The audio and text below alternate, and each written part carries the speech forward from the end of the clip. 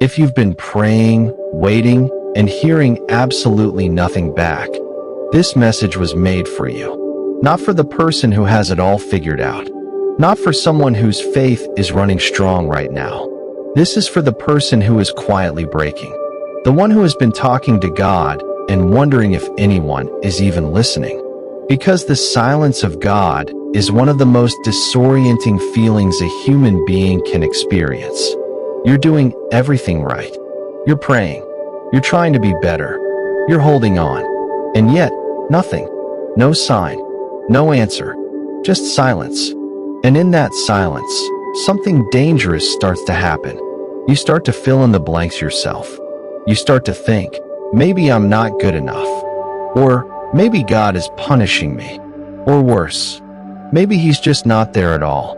But what if the silence means something completely different than what you've been telling yourself? There's a verse in the book of Isaiah, chapter 30, verse 15, that I believe was written for this exact moment in your life. In returning and rest you shall be saved.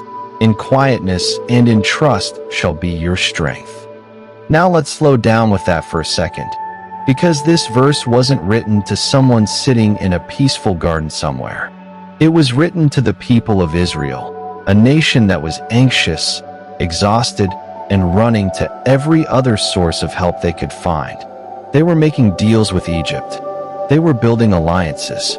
They were hustling and scheming and spinning their wheels trying to fix their situation on their own. And God said, stop, return, rest, be quiet, trust. He didn't say, I'm ignoring you. He said, I'm waiting for you to stop running so I can actually reach you. And doesn't that sound painfully familiar?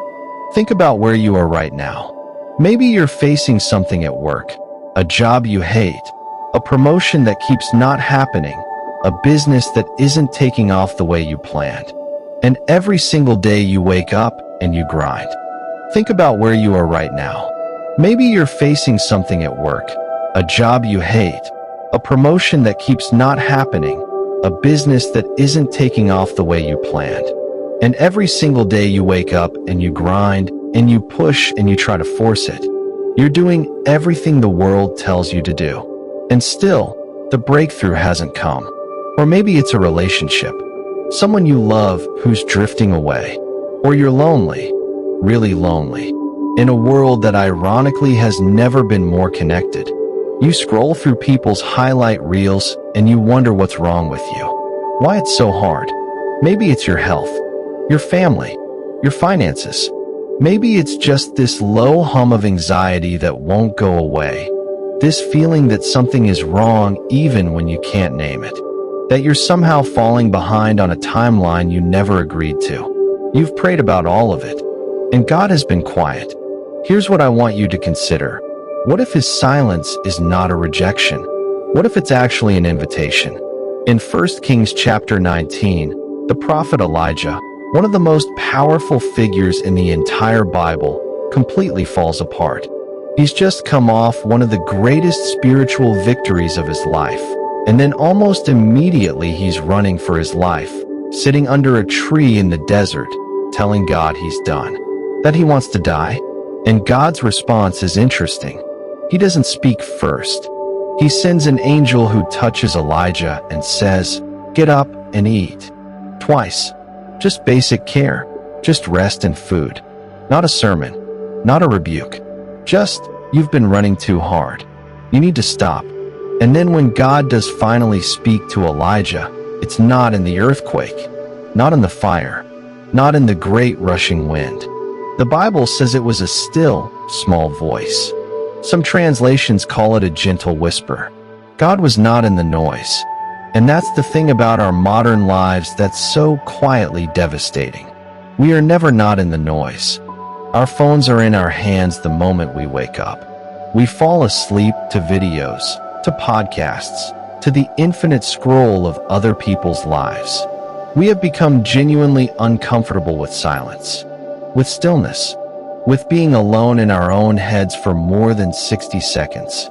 And then we wonder why we can't hear God. His voice has not gotten quieter. We have just gotten louder. Now here is the part where I want to be really careful, because I don't want to oversimplify what you might be going through. Sometimes the silence of God is genuinely painful. Grief, loss, illness, injustice, and there are no easy answers for that. Even Jesus, on the cross, cried out, my God, why have you forsaken me?" Quoting Psalm 22. Even he experienced the anguish of divine silence in his darkest hour. And the Father did not immediately remove his suffering.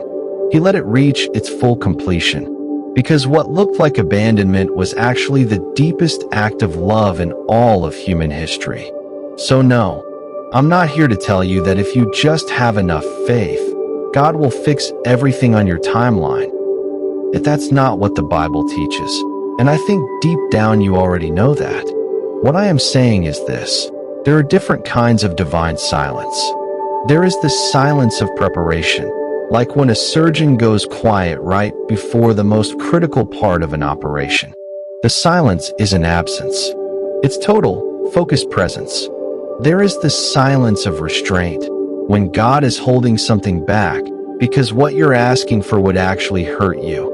Like a parent who doesn't give a child everything they cry for, not because they don't love them, but because they can see further down the road.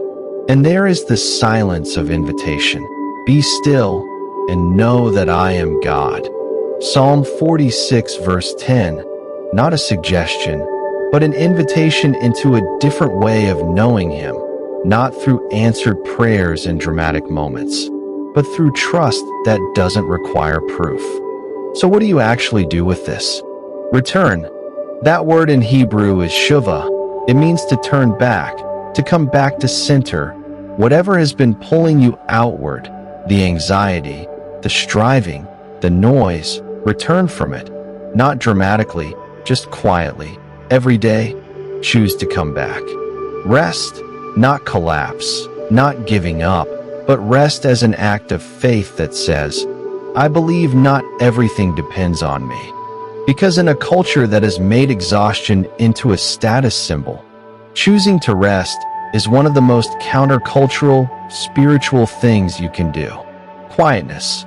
Create even 5 minutes a day where you're not consuming, no phone, no podcast, no TV, just you in silence. And if that feels uncomfortable, that discomfort is important information about how rarely you've given God or yourself any space. And trust. Trust doesn't mean you're not scared. Trust doesn't mean you have answers. Trust means you've decided that God's character, His goodness, His love, His faithfulness, is more reliable than your current circumstances suggest. And that is not denial. That is faith in its purest form. Seeds don't grow in noise. They grow underground, in the dark, in the quiet. And for a long time, nothing looks like it's happening. And then one day it breaks through the surface, and all that invisible work in the hidden place becomes undeniable. What if that's where you are right now? What if the silence isn't evidence that God has forgotten you, but evidence that something is growing in you that hasn't broken through yet? The waiting is not wasted. The silence is not empty. And the fact that you're still here, still seeking, still asking, that itself is a kind of faith that God honors. Stop running toward the noise. Let yourself return. Let yourself rest. Let yourself be quiet enough to hear a voice that doesn't shout, because it doesn't have to. Maybe you didn't find this message. Maybe it found you.